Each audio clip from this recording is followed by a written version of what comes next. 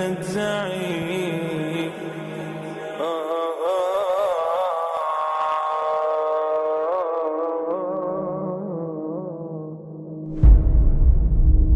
Respected ulama, my respected elders, my brothers, my sisters and my little ones. Assalamu alaikum wa rahmatullahi wa barakatuh. After praising the Almighty Allah subhanahu wa ta'ala and sending salutations on Nabi Kareem sallallahu alayhi wa sallam, I begin as always by first thanking you, my host, for giving me this opportunity to convey the message of Allah and His Rasul sallallahu alayhi wa sallam. And I pray to the Almighty Allah subhanahu wa ta'ala that Allah accepts these efforts of yours in listening to this message in the late hours of the night. As I pray to the Almighty Allah subhanahu wa ta'ala that Allah accepts these efforts of mine in trying to deliver the message of Allah and His Rasul sallallahu alayhi wa sallam. My young friends, Allah subhanahu wa ta'ala says in His glorious book, He says, O Muslimano, kullu nafsin dha'iqatul maut. Every soul shall taste death. Irrespective of who you are, what you are, where you are, how big you may be, 7 foot, 8 foot. Every soul will taste death. ثم قضى أجله. Everyone has a fixed time. 5 years, 10 years, 50 years. You might even make it to 100. Everyone has a fixed time. لكل أمة أجل.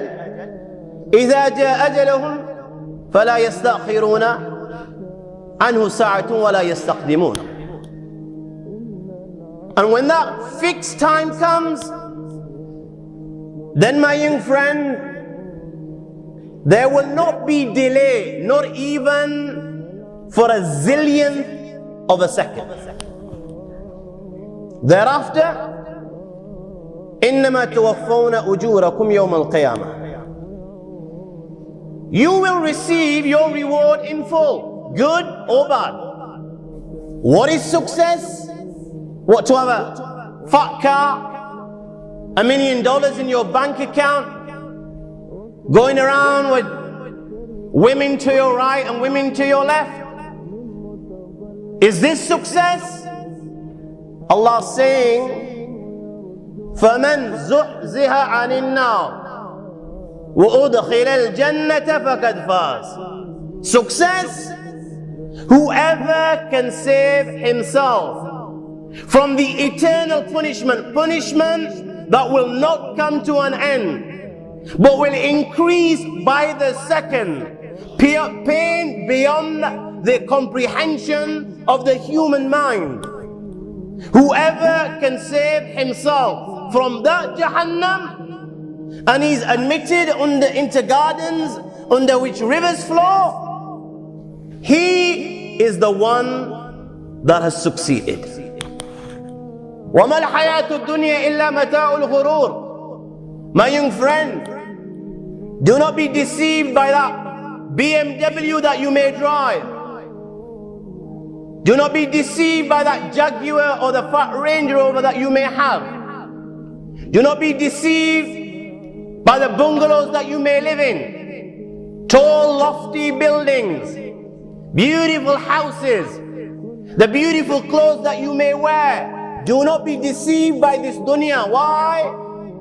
وَمَا الْحَيَاةُ الدُّنْيَا إِلَّا مَتَاعُ الْغُرُورِ. This dunya is deceiving. Why? Because everything with this dunya will come to an end, and this dunya will also come to an end. كُلُّ مَنْ عَلَيْهَا فَانٍ وَيَبْقَى وَجْهُ رَبِّكَ ذُو الْجَلَالِ وَالْإِكْرَامِ. There is only one thing to remain, and that is none other than the Lord of the Arsh and Kursi, the creator of the dunya.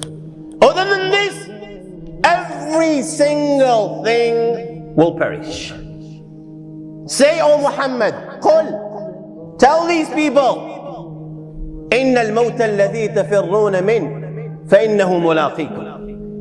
You know, this death that you're running away from. And you and I at this moment in time are running away from death. We really don't believe it. You know, we might not say with our mouths that we don't believe in death. We may acknowledge it, yeah, because we've seen people go before us. So we may say we believe, but our actions are a proof that we don't believe. You see the masajid full on a Friday, you see the masajid full today, you'll see the masajid full on the day of Eid. But the rest of the year, my young friend, tomorrow come Fajr Salah, you will see 1 or 2 safs inside this masjid, and the same goes around for every other masjid in this country. When it's time for Salah, we become deaf and blind to the teachings of Allah and His Rasul. When it's time for Zakah, we become deaf and blind to the teachings of Allah and His Rasul. When it's time for Hajj, we become deaf and blind to the teachings of Allah and His Rasul. Our a'mal are saying that we don't believe in death. We're running away from death. Allah is saying, you tell them, O Muhammad sallallahu alaihi wasallam, you can run wherever you like. You can go in the depths of the Atlantic, in the total darkness. My friend, you can climb the peak of the Everest. My friend, you can hide in the darkness of the Amazon or the Kalahari bush. When your time comes to an end, wherever you are, وَلَوْ كُنْتُمْ فِي بُرُوجٍ مُشَيَّدَةٍ, they say the Pentagon and Fort Knox are places where no one can penetrate and get through. You can go and hide there. When your time comes to an end, all of a sudden the barrier will be removed from your eyes. You're in the dunya, but now you can see the akhirah, and you will see the angel standing before you wherever you are in any corner of the globe. You cannot escape. You could be Bill Gates and you can possess billions and billions of dollars. My friend, you can take the Virgin spaceship and go to space. You can try what you like. When your time comes to an end, believe or not believe, you will see the angel standing before you. He will get you. Then ثم تردون إلى عالم الغيب والشهادة ثم تردون إلى عالم الغيب والشهادة. Every one of us, we will return to the knower of the seen and the unseen. Every one of us will return to the absolute master. You know, at this moment in time, you may do wrong. You know what? You want to do wrong? You can do wrong. Your mother and father won't find out. You probably go all the way to the nightclubs in Luton, making sure that none of your mother or father or any one of your relatives have a clue to what you do. But you know what? He is watching every single thing that you do, and every word that your tongue utters, He knows of it, and He will inform you of every single thing that you've done. فَيُنَبِّئُكُمْ بِمَا كُنْتُمْ تَعْمَلُونَ. He will inform you of every single thing. The angels recording your deeds, my young friend. You can't hide and you will not get away. The angels recording your deeds, they will inform Him of what you did. And you want to try denying? Then my friend, the very earth on which you wronged Him, إِذَا زُلْزَلَتِ الْأَرْضُ زِلْزَالَهَا وَأَخْرَجَتِ الْأَرْضُ أَثْقَالَهَا وَقَالَ الْإِنسَانُ مَا لَهَا يومئذ تحدث أخبارها بأن ربك أوحى لها. The earth on which you stole, the earth on which you fornicated, the earth on which you lied, the earth on which you went to the nightclub, that earth will begin to say, oh Allah, Abdullah was here on the 29th of December at 10:30. Oh Allah, I saw him, he was here. And if you still try to deny, يوم تشهد عليهم ألسنتهم وأيديهم وأرجلهم بما كانوا يعملون. Then my young friends, you know, you say these body parts are yours. They belong to you. These hands belong to you. This tongue which is speaking at this moment in time, that belongs to you. You know, these legs belong to you. But on that day, my young friend, you will realize that you don't even have control over your own tongue. You have no control over your own hands. You will have no control over your own feet. My friend, even they will not be loyal to you. Balki on that day, when you stand before the Lord of the Arsh and Kursi, you're saying to Allah, oh Allah, no, I did not do this wrong. Oh Allah, no, I didn't commit this thing. You know, your hands, they will begin to speak and say, oh Allah, no, he's lying. He committed this sin. Your feet will begin to speak and your feet will begin to say, no Allah, he did commit this sin. You're trying to say something with your tongue, but you will find that you have no control over your own tongue. And your tongue will bear witness against you and say, oh Allah, indeed Abdullah committed this sin and I'm a witness to this. Abdullah bin Umar radiallahu ta'ala relates, a man came to Nabi Kareem sallallahu alayhi wa sallam. And he asked, Ya Rasulullah, man akyisun nas? Who is the wisest and the most cautious of all men? Who is the clever man?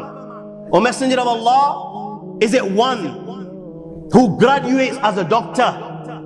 Is it one who becomes a teacher? Oh Allah, is it a mechanic? Oh Allah, is it a builder? Oh Allah, is it a scientist?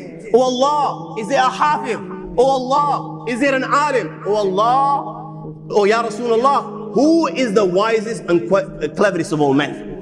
So Nabi Kareem sallallahu alayhi wa sallam said, Al-kayyisu man dana nafsahu wa amila lima ba'da al-mawt wal-ajizu man ajba nafsahu hawahu wa tamanna ala Allah. The wise man and the clever man is he who suppressed his desires, who controlled his nafs. His nafs was telling him to commit zina, but no, he controlled his nafs. His nafs was telling him to look at a haram woman, but he controlled his nafs. His nafs was telling him to go wine and dine. No, he controlled his nafs for the sake of Allah subhanahu wa ta'ala. And he put pressure on his nafs, and he would make muhasabah every night. He would hold himself accountable. He would ponder over the deeds that he's done, good or bad. My friends, Nabi Kareem sallallahu alayhi wa sallam said, and then he would work day and night for the real life, the life that is to come after death, a life which will never end. And as a result, he would fast, he would pray, he would go for Hajj, he would help the poor and needy. Nabi Kareem sallallahu alayhi wa sallam said, he is the wisest of all men. He is the wisest of all men. He's realized his purpose in creation. He knows he's only here for a few days. He knows this is only a small journey. He has to get to the akhirah. That is the ultimate abode. That is the real abode. That is the final abode. He makes preparations for the real life. Whilst in the dunya, he is the wisest and cautious of all men. Sayyidina Ali radiallahu ta'ala anhu relates, ارتحلت الدنيا مدبرة وارتحلت الآخرة مقبلة. As every day passes, this dunya is coming to an end. For everything there's a fixed time. For everything there's a fixed time. There's a fixed time even for the heavens and the earth. Every day passes, every second passes.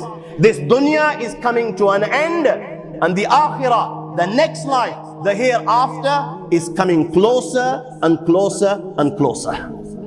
وَلِكُلِّ وَاحِدٍ مِّنْهُمَا بَنُونَ. And each one of the two, the dunya has children and the akhirah has children. The dunya has people and sons inclined towards it. You know, people that work day and night just to acquire pounds and pounds. People that work day and night so they can buy 5 cars. People that work day and night so they can buy 2-3 bungalows. The dunya has children, the akhirah has children. Those that suppress their desires and try their utmost best to please Allah and His Rasul sallallahu alaihi wasallam and do as much good as they possibly can.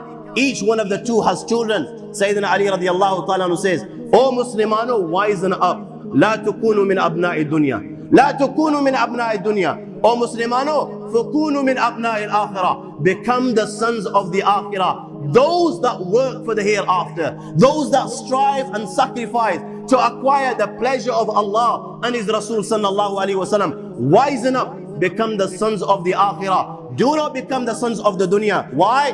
فَإِنَّ الْيَوْمَ عَمَلٌ وَلَا حِسَابٌ. Whilst you're alive at this moment in time and you're breathing, you're in the dunya, you have this opportunity to perform good, to do good. وَلَا حِسَابٌ. And whilst you're here, my young friend, there is no accountability. Allah will not hold you account to anything. But tomorrow, غَدًا حِسَابٌ وَلَا عَمَلٌ. Tomorrow you say to the Lord of the Arsh and Kursi, oh Allah, I beg you, لو أن لي كرة فنكون من المؤمنين. Oh Allah, I beg you, give me another chance. Send me back to that dunya and I will believe. I will declare the kalima La ilaha illallah Muhammad Rasulullah. Oh Allah, I will put my head in prostration and I will not get out of prostration till you take my soul from my body. Oh Allah, I will donate in your path. I will help the poor needy. Oh Allah, I beg you, just give me one chance and I will prove it to you and I will show you how good and pious servant I am, an obedient servant I am. My young friends, on that day, you can beg as much as you like. You can ask as many times as you like. غَدًا حِسَابٌ وَلَا عَمَلٌ. On that day, you will not be given the opportunity to go back in the dunya and prove yourself. You only have one chance. It is up to you, either from the Ashabul Yameen, either from the Ashabul Shimal. There will be hisab, there will be accountability. You will be asked with regards to your salah. You will be asked with regards to your zakah. You will be asked with regards to the people, my friends. An umrihi fima afna, wa an shababihi fima abla, wa an malihi min ayna iqtasaba, wa fima anfaqa, wa an ilmihi madha amila fi. You will be asked with regards to your youth, every day of your youth, when you were strong and you could worship Allah subhanahu wa ta'ala because you had the strength to do a lot of good deeds. You will be asked, how did you spend your days of youth? One umrihi fima abna. Your life, we gave you 80 years, we gave you 65 years, we told you what your purpose in creation was. Tell me, what did you do with the 65 years of life that I gave you? One amali, one ilmihi madha amila fi. With regards to the knowledge that you had, how did you act upon it? Where you got this wealth from? Where did you spend it? My friends, on that day, every single deed that you perform, every word that your tongue uttered, there will be accountability. There will be accountability. My young friend, it doesn't come any simpler than this. You know, you do not need to be a rocket science. This is not rocket science. It does not come any more simpler than this. It does not come any more plainer than this. And it does not come any easier than this. Simple. فَكُونُوا مِنْ أَبْنَاءِ الْآخِرَةِ وَلَا تُكُونُوا مِنْ أَبْنَاءِ الدُّنْيَا. فَكُونُوا مِنْ أَبْنَاءِ الْآخِرَةِ وَلَا تُكُونُوا مِنْ أَبْنَاءِ الدُّنْيَا. And today, all I've come to do is ask you one simple question. And this question that I ask you is, my young friends, what choice will you make?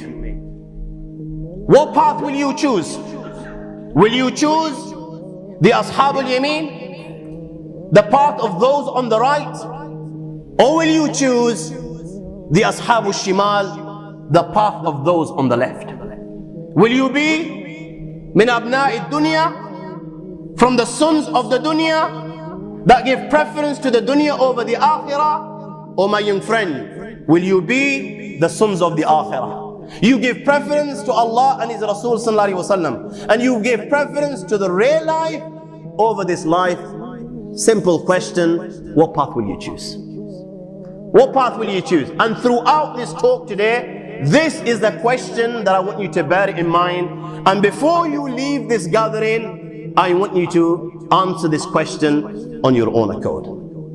But before you do this, let me help you today by relating to you the consequence of one that gives preference to this life and lives a life of neglect, rejecting the teachings of Allah and His Rasul sallallahu alaihi wasallam, and whining and dining. One that gives preference to the dunya over the akhirah. Let me just relate to you very briefly today the surprises that Allah subhanahu wa ta'ala has in store for him.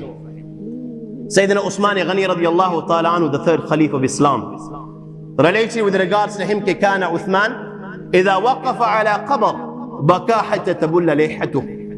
Sayyidina Usman Ghani radiyallahu ta'ala anhu, when he would stand next to a grave, tears would begin to flow from his eyes. So many tears would flow from the eyes of Sayyidina Usman Ghani radiyallahu ta'ala anhu that the blessed beard of Sayyidina Usman Ghani radiyallahu ta'ala anhu would become white. And the people would say to Usman Ghani, O Usman, تذكر الجنة والنار فلا تبكي وتبكي من هذا. O Usman, the mention of Jannah and Jahannam is made, yet you don't cry when the mention of Jannah and Jahannam is made. When the mention of the grave is made, O Usman, you cry so much that your blessed beard becomes wet. Sayyidina Usman Ghani radiallahu ta'ala anhu responded, Ya Muslimano, I've heard Nabi Kareem sallallahu alayhi wa sallam say, كَإِنَّ الْقَبْرَ أَوَّلُ مَنَازِلِ الْآخِرَةِ. Qabr, the grave, is the first stage of the stages of the hereafter of the akhirah. فَإِنَّ جَامِنْ, whoever succeeds at the stage of the grave, he will find فَمَا بَعْدُهُ أَيْسَرْ مِنْ, that every stage that is coming thereafter will be easy for him. The plane of resurrection will be more easier than the grave, and every stage that comes thereafter will become easy and easy and easy till he will enter paradise. وَإِن لَمْ يَنْجُ مِنْ, but if he doesn't succeed at this stage inside the grave, when the angels Munkar and Nakir and come and pose the question, Man Rabbuk, Ma Dinuk, Man Hadha Rajul, he will find فَمَا بَعْدُهُ أَشَدْ مِنْ, that every stage that is to come thereafter, the plane of resurrection, the accountability, and then Jannah and Jahannam, and the billions and billions and zillions, eternity, my friends, he will find that every stage thereafter will be zillions and zillions of times more difficult. Zillions and zillions of times more difficult. This is why I say, my young friends, you know, if you want to believe, then you believe. If you don't want to believe, if you don't want to believe in Allah and His Rasul, if you don't want to believe in the Akhirah, then my friends, the choice is yours. Don't believe. Allah says, فَمَنْ شَاءَ فَلْيُؤْمِنْ وَمَنْ شَاءَ فَلْيَكْفُرْ. Nobody will be forced to declare the kalima La ilaha illallah, La ikraha fi din. Nobody will be forced to accept, embrace Islam and accept the kalima La ilaha illallah. You want to believe, you believe. You don't want to believe, don't believe.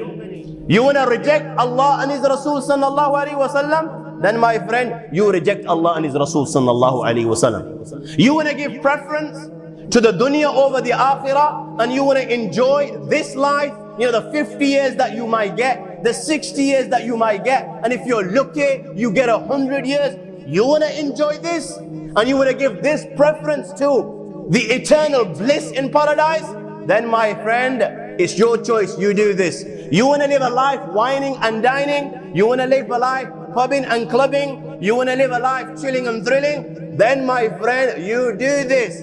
Well, let me tell you, you know what? The last laugh will be with none other than the Lord of the Arsh and Kursi.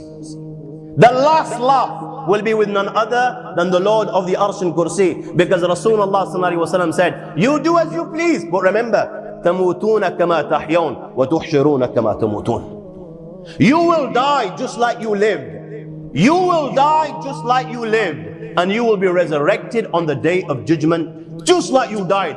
كُلُّ عَبْدٍ يُبْعَثْ عَلَى مَا مَاتَ عَلَيْهِ.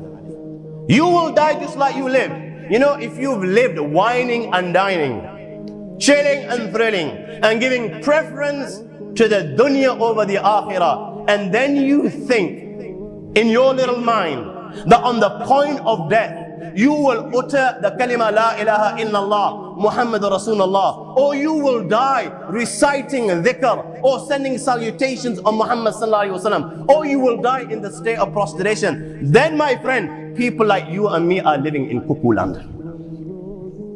We're living in cuckoo land. If we believe that we reject Allah and His Rasul sallallahu alaihi wasallam, then we're going to die with the kalima La ilaha illallah, then we're kidding none other than ourselves. Just as it is hope that one who pleases Allah and His Rasul and suppresses his desires and gives preference to the akhirah over the dunya, Allah will honor him at the time of death. It's so possible that Allah takes out his soul when he's in the state of prostration, when he's bowing down before the Lord of the Arsh and Kursi in prayer. Or Allah takes out his soul when he's woken up during the night and his hands are raised before his master and he's begging for Allah's mercy. Oh my friends, Allah takes his soul while he's sitting in the masjid of Rasulullah sallallahu alaihi wasallam before the Rawdah, offering salams to Rasulullah sallallahu alaihi wasallam, or he's in the Masjid al-Haram in the state of ihram, making tawaf around the house of Allah. Just as it is hope that Allah subhanahu wa ta'ala will honor that individual who gives preference to the akhirah over the dunya, it is feared one who gives preference to the dunya over the akhirah and rejects the teachings of Allah and His Rasul and neglects his obligation to Allah and Rasulullah sallallahu alaihi wasallam. My friends, it is feared that Allah will disgrace him at the time of death. Allah will disgrace him at the time of death. And if Allah disgraces him at the time of death, then you tell me, what do you think Allah subhanahu wa ta'ala has in store for him thereafter in the grave, day of judgment and Jahannam? Sayyidina Abdullah bin Umar radiallahu ta'ala anhu, one occasion was traveling. Night, he decides to stop with an old woman in her house. All of a sudden there's a grave nearby, and at night, the great companion of Rasulullah, the son of Umar Farooq, he can hear a voice coming from the grave. The voice is crying, Bowl wa ma bowl, shan wa ma shan. Drops of urine. Which drops of urine? Shan wa ma shan. Water bag of leather. Which water bag of leather? Sayyidina Abdullah bin Umar radiallahu ta'ala anhu is shocked. He asked the old woman with regards to this voice, who is this individual? Why is he saying the words, Bowl wa ma bowl, shan wa ma shan? She explains, this was her husband. This man inside this grave, uttering these words, Bowl wa ma bowl, shan wa ma shan, is none other than her husband. He was negligent with regards to drops of urine at the time of making istanja. He wouldn't do istibra. He wouldn't listen. She would tell him not to be negligent. She would tell him to be cautious, but he wouldn't pay heed to the teachings of Allah and His Rasul sallallahu alaihi wasallam. She would say to him, even animals are better than you. When they relieve themselves, when they urinate, even they, camels, spread their legs so as not to pollute their own bodies. But he wouldn't pay heed. She says, from the day he has died, he's been saying these words, Bowl wa ma bowl, shan wa ma shan. And Allah subhanahu wa ta'ala inside his grave is punishing him with regards to the sin that he would commit in the dunya, and which he took very lightly. So he asked him, why does he say the word shan wa ma shan? Water bag of leather. Which water bag of leather? She explained that one occasion, a man dying of thirst came knocking our door begging for some water. So he pointed to a water bag of leather. He was taking the mick. So he pointed to a water bag of leather, saying that this water bag is full of water, this leather bag is full of water, take it, drink it. So this person, when he took the water bag of leather and realizing there was no water, he collapsed on the spot and he died. She says, from that day onwards, when he died, every night this is what I hear from the grave. He's crying inside the grave, the angels are punishing him, and this is what we hear. Bowl wa ma bowl, shan wa ma shan. Drops of urine, which drops of urine? Water bag of leather, which water bag of leather? Sayyidina Abdullah bin Umar radiallahu ta'ala, when he returned to Medina Munawwara, and he related this to our beloved Prophet Muhammad sallallahu alaihi wasallam. This is when Nabi Karim sallallahu alaihi wasallam forbade the Sahaba from traveling alone. Rabi' ibn Shabra ibn Ma'bad al-Juhani, kana abidan bil Basra, was from amongst the awliyaullah of Basra. He relates this, he says, in Sham, I was present on one occasion at the time of death of a believer. In Sham, Syria, at the time of death of a believer. And he says the people were doing talqeen. They were telling him to read the kalima la ilaha illallah. Just as we do here today when somebody is on the point of death, we make talqeen. We read the kalima aloud in front of him so that he also follows us and he reads the kalima. Why? Because Rasulullah sallallahu alaihi wasallam said, Man kana akhiru kalamihi la ilaha illallah, dakhala al-jannah. Whoever recites the kalima la ilaha illallah, whoever last words are the kalima la ilaha illallah, be sure that this individual will enter paradise. This is why we try our utmost best, that this dying person, before he leaves this world, he utters the kalima la ilaha illallah Muhammad Rasulullah. So this dying believer, they're making talqeen, they're encouraging him. If before him, they're reciting the kalima la ilaha illallah, maybe he will follow them in their footsteps. My friends, dying moments, and he's telling all those people around him, he's saying to them, Ishrab wasqini. He's saying the words, Ishrab wasqini. He's telling all those around him to have a drink, take some alcohol, have a glass of wine. And he's saying to them, Waskini, give me a glass of wine to drink. Did I not say, my young friends, you know, we give preference to the dunya over the akhirah, and then we believe, we wine and dine our lives, and then at the time of death, you know, if you and I think that we're going to die with the kalima la ilaha illallah Muhammad Rasulullah, then we are not conning anyone other than ourselves. We live in Kukulan. He spent his life like this. Time of death, what he was used to, like Rasulullah said, "Tamutun kama tahyon." You will die just like you lived, and you will be resurrected on the day of judgment just like you died. And on his deathbed, he's asking for intoxicants. Asking for intoxicants. A man in Ahwaz related, time of death.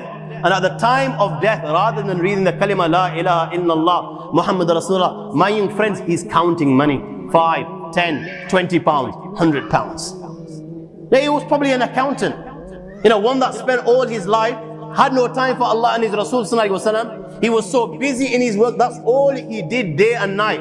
At the time of death, that's what he's uttering rather than read the kalima, La ilaha illallah. How many young guys, my young friends, that I know personally, from amongst the believers, that have died, you know, in which condition? Had a good night out. You know, you and I, with 25 years of age, 30 years of age, 80, you know, you think this is, we ain't even got to our peak. You just can't die. Why? People don't die when the age of 18. That's nonsense. That's silly. You know, it just doesn't happen. It doesn't happen to young guys. People that drop at 70 plus, that thought doesn't even cross our mind. But how many from our youngsters, my young friends, have had a good night out? They buzzed out of their heads on 7th heaven after having taken a tablet or two, and before you know it, his heart's popped and he's gone. His heart's popped and he's gone in the state of intoxication. You know what? He was thinking that the angel's going to ring him and make an appointment. And when he agrees, that's when his soul will go. How foolish. How foolish. The thought doesn't even cross our minds that we're going to go. The great Jalaluddin Suyuti rahmatullah alayhi has related in his book, Sharh al-Sudur fi Ahwal al-Mawt wal-Qubur. He says that the ulama write that in general, there are 4 reasons and 4 causes for a bad ending. 4 causes as a result of which a person will be disgraced at the time of death. And he mentions them. At-tahawun bis-salat, number 1. Number 2, shurbul khamr. Number 3, ukukul walidain. Number 4, idha'ul muslimin.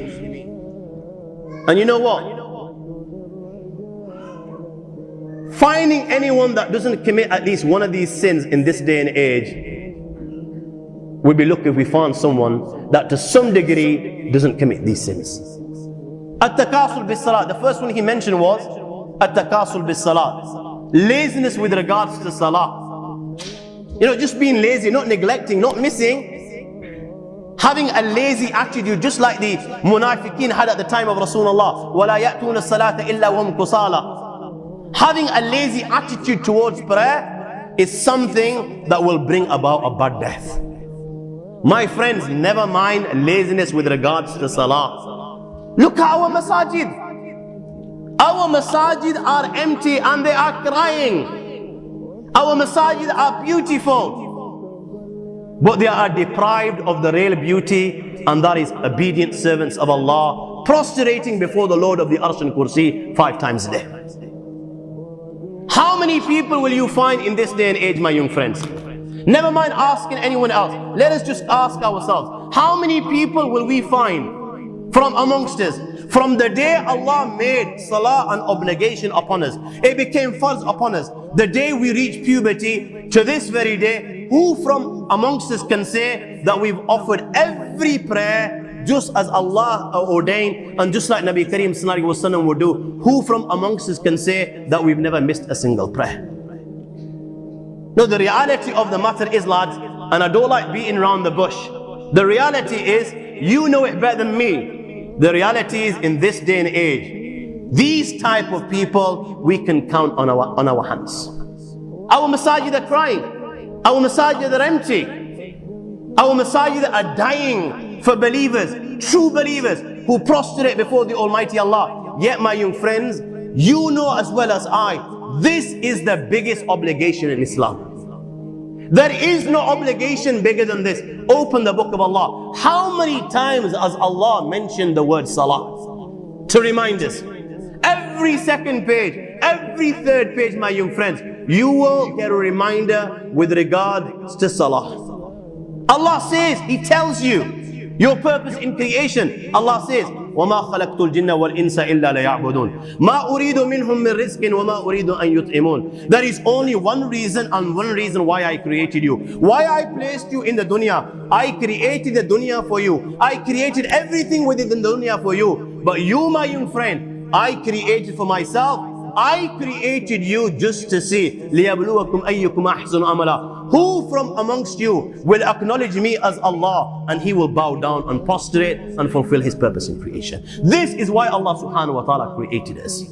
The biggest obligation in Islam, open the hadiths of Rasulullah. You will find hundreds of hadiths. Whenever Nabi Kareem sallallahu alayhi wa sallam was asked the question, Ayyul a'mali ahabbu ila Allah? Ya Rasulullah sallallahu alayhi wa sallam, O Messenger of Allah, tell me, which is the deed that Allah subhanahu wa ta'ala loves most of all? The answer would be, my young friends, as-salatu ala waqtiha, to read salah in its correct time. This is the deed that Allah subhanahu wa ta'ala loves most of all.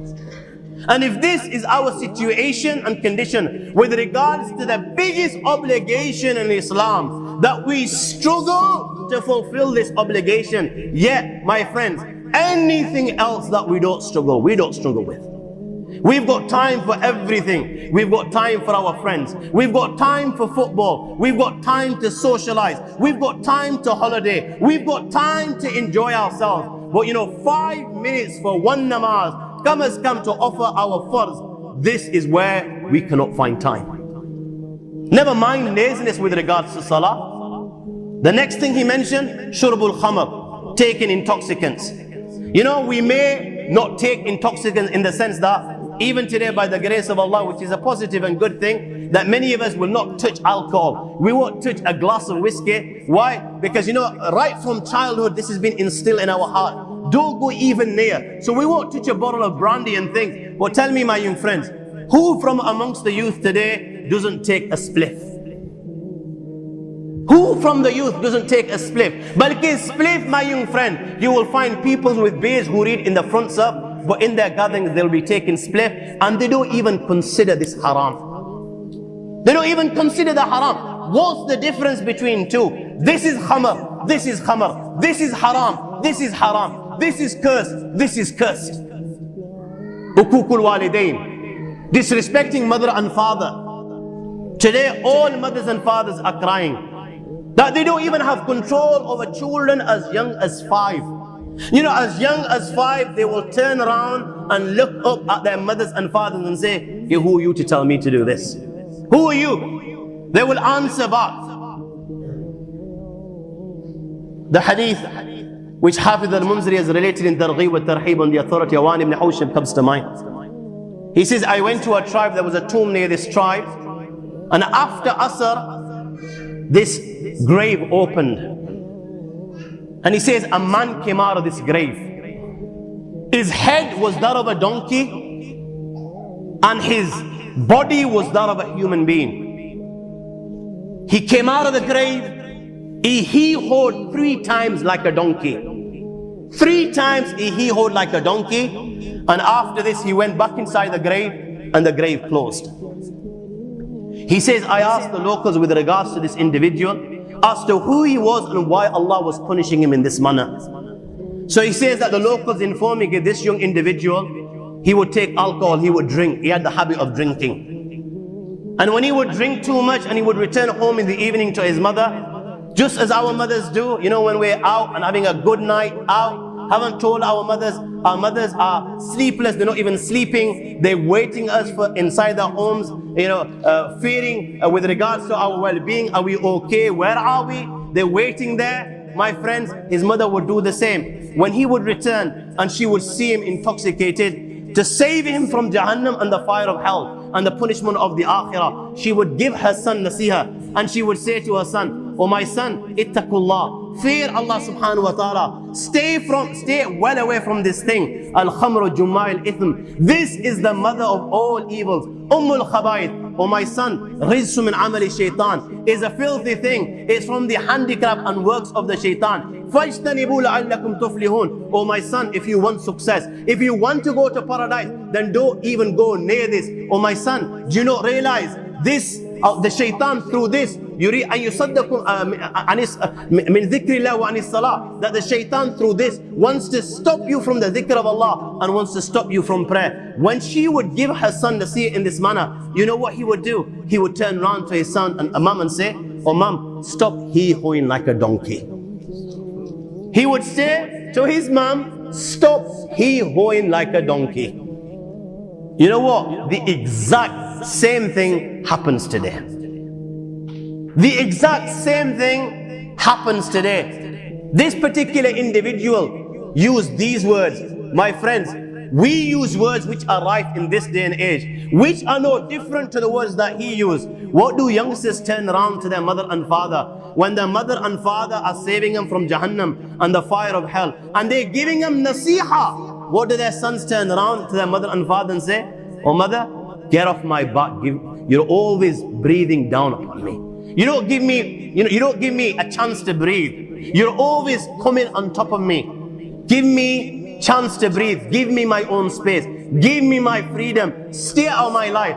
This is what the youngsters utter today. My friends, there is no difference between this and what that individual uttered at that time. Those words were rife at that time. These words are rife at this time. Remember, after Asr, that young individual died. And after Asr, Allah subhanahu wa ta'ala punished him in such a manner that his head is turned into a donkey. He is the one that comes out of the grave and he holds like a donkey. This hadith was related in front of a masters of a hadith. Not one single master rejected or questioned it. The last thing is Iza'ul Muslimin, troubling the believers in whichever form it may be, whether it's swearing at someone, whether it's bullying someone, whether it's you've taken qarz of someone, you've borrowed some money from someone, you were given a particular date to pay back, but you have the means, but you're not paying back. Irrespective of how you trouble a believer, whether it's through slandering, backbiting, whatever it may be, my young friends, this is a cause for a bad death. We need to refrain from these 4 sins which the ulama in general as believers, we need to refrain from all sins. But especially these 4 which Jalaluddin Suyuti rahmatullah alayhi has mentioned are in general a cause of a bad death. Who from amongst us in this day and age, to some extent, whether it's with intention or whether it's through laziness or whether it's without intending, my friends, who to some degree doesn't commit this sin? So when this dying, disobedient servant of Allah is on the point of death, Tamim Dari radiallahu ta'ala relates that Rasulullah sallallahu alayhi wa sallam has said that the Almighty Allah subhanahu wa ta'ala says to the angel of death, "O angel of death, intalik ila aduwi fa'tini bih, فإني قد بسطت له في رزقه وسربلته بنعمتي فأبى إلا معصيتي." Allah calls the angel of death, and Allah subhanahu wa ta'ala says to the angel of death, "O angel of death, go to this enemy of mine. Go bring this enemy of mine. Go to him, bring his soul to me. I showered him with blessings. I gave him his rizq and provisions in abundance. Yet he refused to acknowledge me. He refused to believe in me. He rejected Allah and His Rasul sallallahu alaihi wasallam. He had no time for me. He had no time to prostrate. He had time for everything else. He thought he was too big for this. Bring him to me. Up to now, I've been patient. I've been tolerant. Bring him to me. لأنتقم منه اليوم. Today I will make him pay the price. Today I will punish him like none other." Ponder over the words, my young friends, what the Lord of the Arsh and Kursi uses. Allah says to the angel of death, "Intalik ila aduwi fa'tini bi." Go to my enemy and bring my enemy to me. Allah classes this individual as his enemy. This person that rejects, this person that gives preference to the akhirah over the dunya, the one that gives the preference to the dunya over the akhirah, Allah classes him as an enemy. What do you think Allah subhanahu wa ta'ala will do with those that He classes as enemy? Remember, my young friend, this is not some Joe blogs from the street. A lot of our youngsters have got the attitude, no problem, yeah? Raise your sleeves, 1-to-1. How long is he going to last before me? This is not some sort of Joe blogs that you may take on. You might get a few of your yards and friends to take on. We're talking about the Lord of the Arsh and Kursi. We're talking about the Lord of the worlds. Alhamdulillah Rabbil Alameen. We're talking about the Lord of the entire universe and beyond. The entire universe and beyond. You know, we live in this dunya and we are fascinated with this dunya which Allah subhanahu wa ta'ala indeed has created in a beautiful manner. We're fascinated. There are over billions of people which live on this dunya at this moment in time. Over 6 billion people that live on the dunya at this moment in time. This dunya of Allah subhanahu wa ta'ala is so big, my young friends, that there is space in this dunya for billions and billions and billions or more people. But what is this dunya in comparison to what Allah subhanahu wa ta'ala has created out there? This dunya is insignificant. This dunya is meaningless to Allah.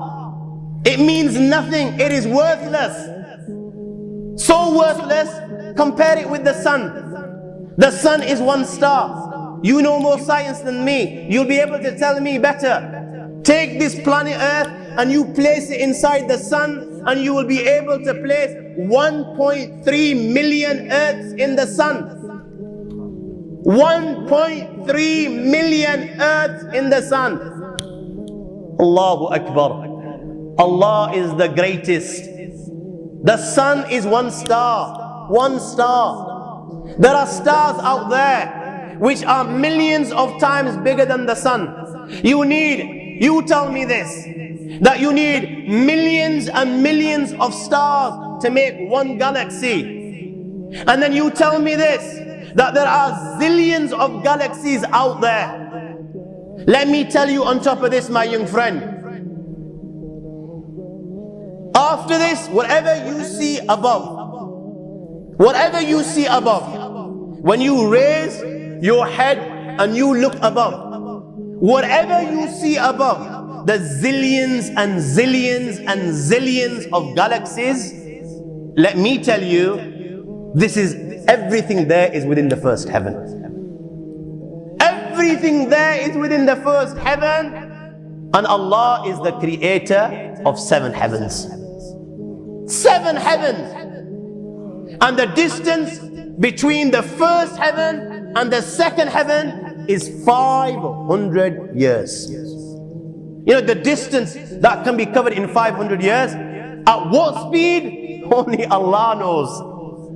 Only Allah knows. But it will take 500 years to get from the first heaven to the second heaven. 500 years from the second to the third, third to the fourth, fourth to the fifth, fifth to the sixth, sixth to the seventh. Every time it will take 500 years. After the 7 heavens, وَسِعَ كُرْسِيُّهُ السَّمَاوَاتِ وَالْأَرْضِ. You all read the Ayatul Kursi. You all know the Ayatul Kursi. After this, you have the Kursi of Allah. You have the chair of Allah subhanahu wa ta'ala. You know these 7 heavens that we've just talked about, in comparison to the Kursi of Allah, they're non-existent. They're meaningless. Rasulullah sallallahu alaihi wasallam has given an example in a hadith, just to give us a little bit of understanding with regards to the 7 heavens in comparison to the Kursi of Allah. Take a ring from your finger, take it off, the small ring that you have, and place it, let's say, in a desert, the Sahara Desert. It's the biggest desert in the world. You know that ring that we take off from our fingers and place it in the Sahara Desert? What comparison is in between the ring and the Sahara Desert? Nothing. Nothing. The 7 heavens is the ring, and the Kursi of Allah is the Sahara Desert. After the Kursi of Allah, my young friends, you have the Arsh of Allah. وَكَانَ أَرْشُهُ عَلَى الْمَاءِ. You have the Arsh of Allah. Again, Rasulullah has explained, so just so that we can understand. Take the ring, place it in the desert.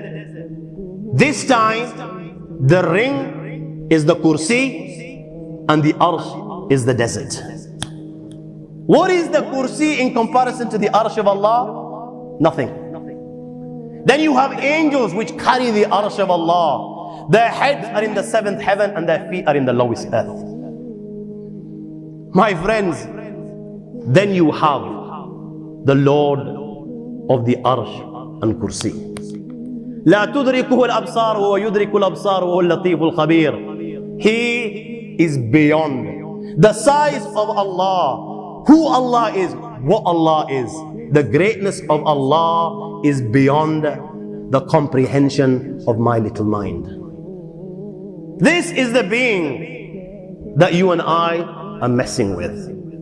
And if he classes you as an enemy, then my friend, he will make you pay like none other. He will make you pay like none other. And when Allah sends the angel of death, he says to him, bring him to me. I showered him with blessings. I gave him his provisions in abundance. Whatever he asked for, I gave him, and I gave him more. Look at the blessings of Allah upon you, my young friend. وَإِن تَعُدُّوا نِعْمَةَ اللَّهِ لَا تُحْصُوهَا إِنَّ الْإِنسَانَ لَظُلُومٌ كَفَّارٌ. If you and I were to count the blessings of Allah, we were to spend our entire life just counting the blessings of Allah upon us, I swear by Allah, our lives would come to an end, but we will not be able to count the blessings of Allah subhanahu wa ta'ala. This is how much blessings Allah has given us. Look at the provisions that Allah subhanahu wa ta'ala has given us. Look at what is our disposal. You know, whereas at this moment in time I address you and you listen to this reminder, you have people in Afghanistan, you have people in Kashmir, you have people in Chechnya, you have people in Palestine, you have people in different corners of Africa. My friends, they are begging the Almighty Allah, and they don't even know where their next morsel will come from. They do not know where their next morsel will come from, and their minds are only occupied, Ki Allah, where's this next morsel going to come from? They don't know whether they will be continuing, whether they'll be able to breathe in 5 seconds or not. This is their concern. Whereas you and I, Allah has blessed so much.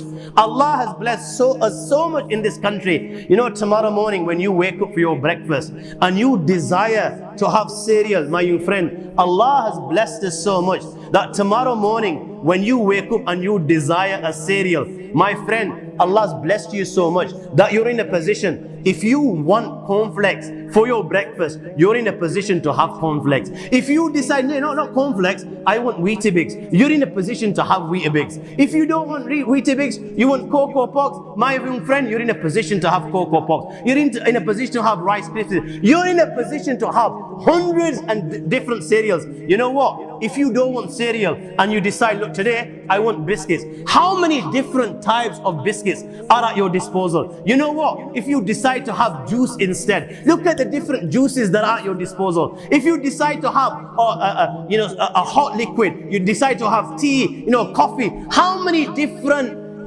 drinks are at your disposal? This is just for breakfast. Who can deny this?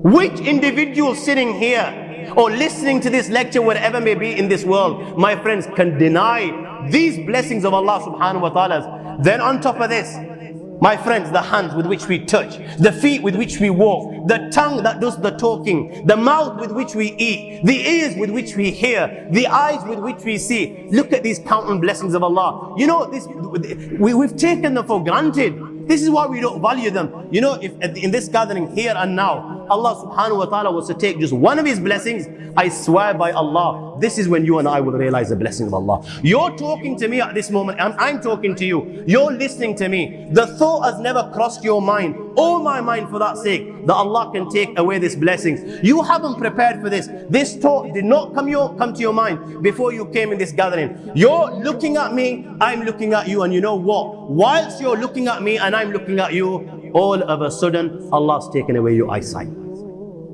Now there's total darkness in front of you. What do you think will happen?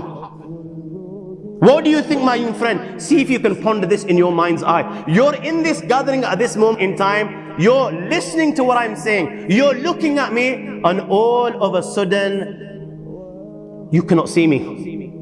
You know what will happen? You'll quickly open your eyes again. Okay, what's happened? To see if I can see. But again, no, it's darkness. Now what you'll do is, you'll start looking to your right. Is the darkness just at the front? So you look to the right, and now you're panicking. You're sweating. You haven't uttered anything to anyone. You begin to look to your right. It's darkness again. You look into your left. There's darkness again. Now, my friend, you will feel in a manner like you never felt in your entire life. You will begin to panic. You know, water will literally drip from your body. I swear by Allah, you know, within a zillionth of a second, from a totally independent person, you came in this gathering not even thinking this, not even imagining this. You were the biggest out of the big. Do you understand?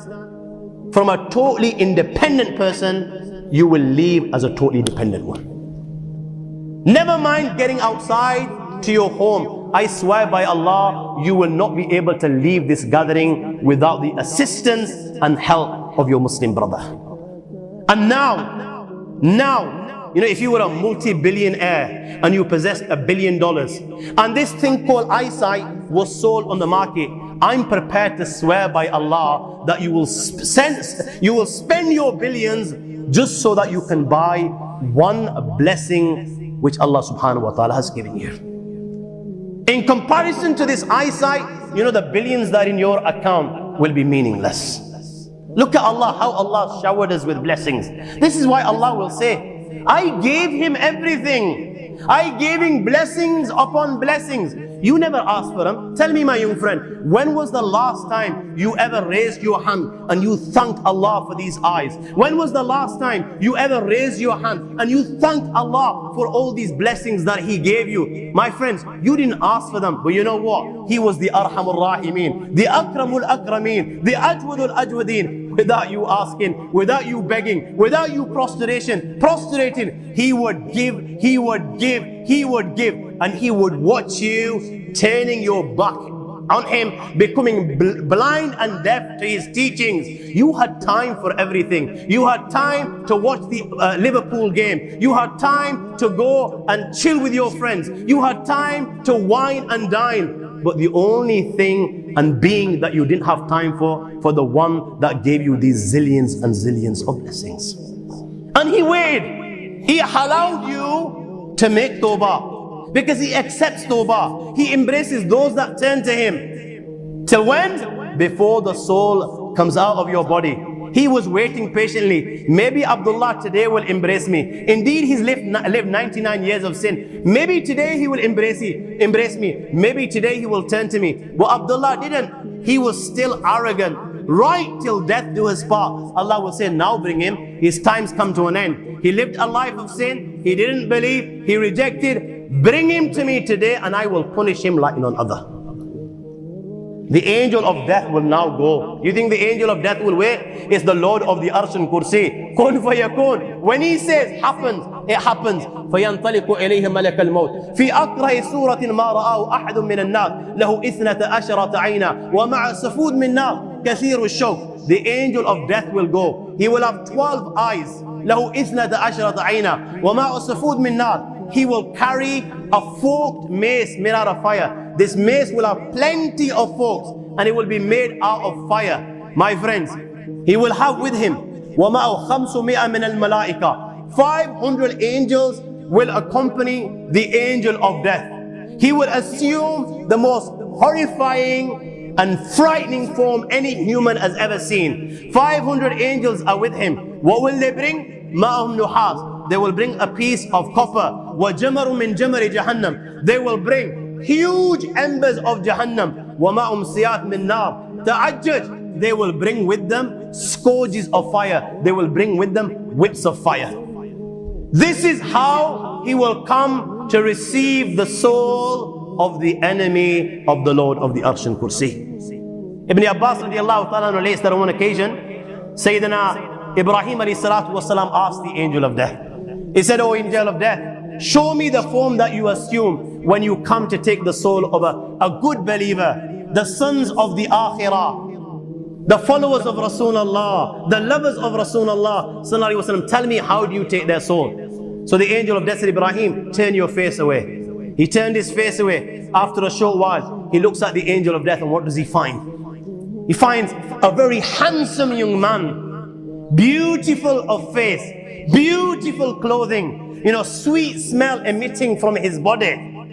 When Sayyidina Ibrahim alayhi salatu wasalam saw such a handsome sight, he said to the angel of death, "O angel of death, لو لم يلقى المؤمن من السرور شيئا سوى وجهك لكفاه. If this was the only blessing that Allah subhanahu wa ta'ala has in store for a believer, just looking at the beauty of your face that Allah subhanahu wa ta'ala has given you, that would be sufficient. Ibrahim said, now, Sayyidina Ibrahim alayhi salam said to the angel of, now I want you to show me the form that you take, assume when you take the soul of a disobedient servant of Allah. The angel of death said to Ibrahim, no. لا تطيق ذلك. Even though you're a great Nabi of Allah, you will not be able to tolerate this, O Ibrahim. Ibrahim insisted, alayhi salam. Looked away. After a short while, he looks again. What does he see? What he saw was a man, black of face, dark black clothing. His head is in the heaven. His feet is on the earth. His body is covered with hair. Under every hair there are flames of fire which are leaping. Flames of fire coming out of his nostrils. Flames of fire coming out of his mouth. Ibrahim alayhi salatu wasalam couldn't tolerate this. He fainted. He fainted. When he finally gained consciousness, he turned around to the angel of death and said, if this was the only punishment that Allah has in store for a dying servant that is disobedient, then that would be sufficient. No other punishment would be required for him. So this is how the angel of death comes to receive this person. Black face, black clothing, flames coming out of his nose, flames coming out of his mouth, flames leaping from every hair. He has in his hand a forked mace made out of fire. 500 angels that accompany him. They have with them a piece of copper, huge embers of Jahannam, and each angel is carrying whips made out of fire. This is how now this army of Allah goes to receive the soul of this dying disobedient servant of Allah. Like I said, you can hide wherever you want, be it Fort Knox or be it in the depths of the Atlantic. When your time comes, Allah na kare, hopefully inshallah the angel of death will not come to you and me in this form, because inshallah we are obedient servants of Allah, and to the best of our ability we will remain obedient till death do us part, inshallah. Well, my friend, for those that don't, you can hide in the Pentagon, you can hide in Fort Knox, or the depth of some ocean, or the peak of some mountain, North Pole to South Pole. When your time comes to an end, the barrier will be removed, and this is what you will see.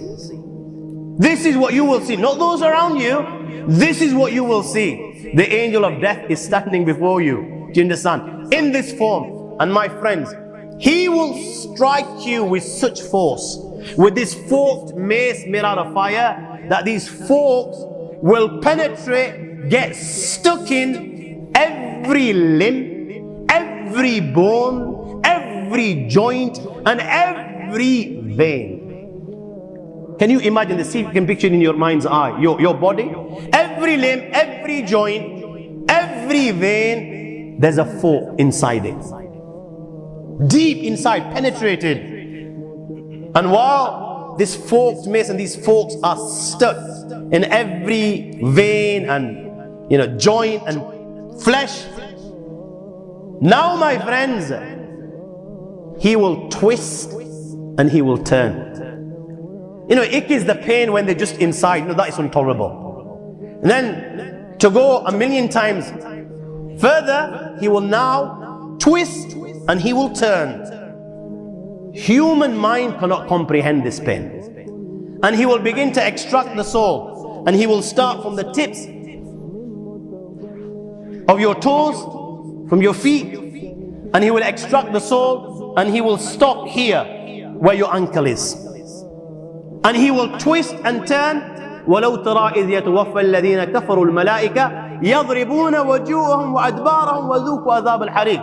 And the angels that have come with these whips made out of fire, they will beat him like never before.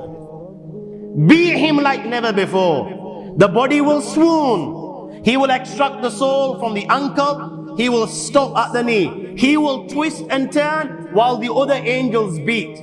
He will then extract from the knees. He will stop at the waist. He will twist and turn, and the body will feel pain like never before, and the pain will keep on increasing, and the angels will beat him.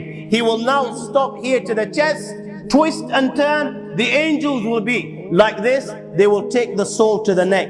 They brought this piece of copper from Jahannam. They will place it here. They brought these huge embers of Jahannam. They will place them here also. Now, my young friends, the angel of death will call out, اخرجي أيتها النفس الخبيثة إلى سموم وحميم وظل من يحموم لا بارد ولا كريم. Come out, O accursed soul. The soul is cursed. This is how the angel of death will address it. Come out, O accursed soul, to a place of scorching wind, shadows of black smoke, no cool, no refreshing. Now the soul will come out of the body. The soul is out. What do you think will happen next? My friends, you know, when people get caught out, you begin to blame one another. You take blame away from yourself. Now here, your own body and your soul will begin to fight. They will begin to lay blame. The soul will curse the body, and the body will curse the soul. Look at the reality. The reality is such, my young friends, that your soul will want nothing to do with this body, and this body will want nothing to do with this soul, and they will both blame one another. The soul will say to the body, Jazakallahu anni sharra. May Allah give you a bad reward. May Allah punish you. فَقَدْ كُنْتَ صَرِيعًا بِإِلَى مَعْصِيَةِ اللَّهِ بَتِيعًا بِأَنْ تَعَةِ اللَّهِ فَقَدْ هَلَكْتَ وَهَلَكْتَ. You were quick in disobeying the Almighty Allah. You were slow in obeying Him. Not only have you destroyed yourself, you have also destroyed me. Me, the soul, will be punished, and you, the body, will also be punished. The soul will curse the body, and the body will begin to curse the soul. Here, they're fighting with one another. My friends, now, the earth on which you wronged Allah and you committed sin, this earth will want nothing to do with you, and this earth will begin to curse you.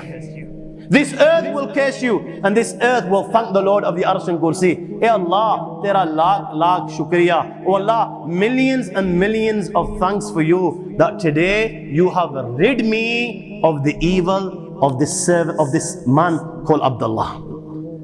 Millions of thanks that you have rid me of the evil. He used to disobey you. He used to commit sin. There are lakh shukriya that you've taken him away. While this is happening, the army of Iblis will come to Iblis. They're rejoicing, they're partying, and they will say to Iblis, "Oh Iblis, today we have sent one of the sons of Adam to Jahannam.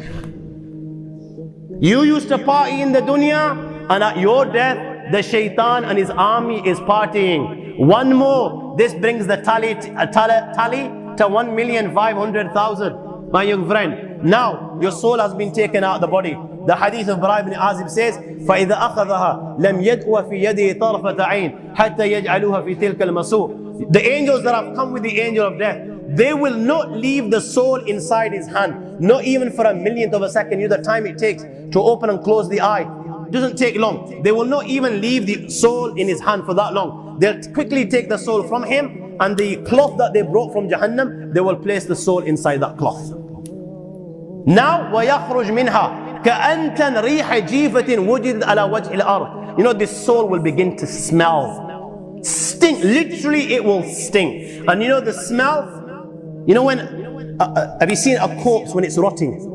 Something that's died and the body begins to rot. You know, in our house, when sometimes a mouse has died between the floorboards. You know, it's intolerable. You can't live with that smell. You know the worst rotten corpse on the dunya. Just imagine the smell of that.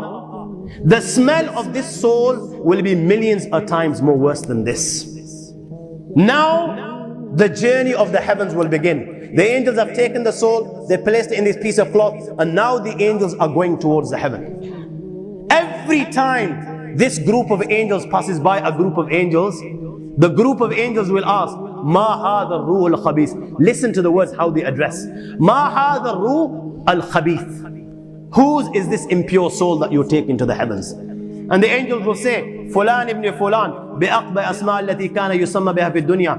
They will say, this is the soul of so-and-so person, the son of so-and-so person. And they will call him with the bad names with which he was known within the dunya. You know, when a child is good, People praise the son and they will always praise the father.